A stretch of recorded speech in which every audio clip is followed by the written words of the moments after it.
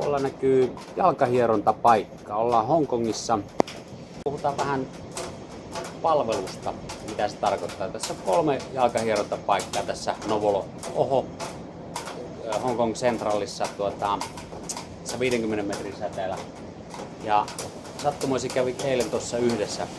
Hinta oli noin 20 € tunti.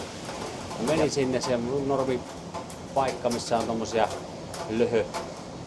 nojatuoleja ja sitten tehdään jalkahieronta ihan niinku, siinä on 10 asiakasta vierekkäin ja niin poispäin.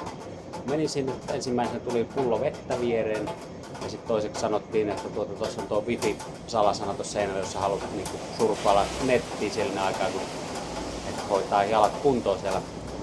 Vanha setä, joka oli tehnyt sitä todennäköisesti muutaman 10 vuotta tätä hommaa. Eli tää on sama kuin noissa 2 muussakin paikassa, mutta se todennäköisyys, että me menen tuohon samaan paikkaan, tuohon vastapäätä on ehkä hieman suurempi juuri kuin näillä parilla pienellä jutulla. Eihän mahtaisi olla siinä sun palvelussa ne pari pikkujuttua asiakkaalle tarjottua niin pikkasen ekstraa ja sillä tavalla varmistettua, että kokemus on hyvä näihin tunnelmiin täällä syklonivaroituksen keskellä Hongkongissa.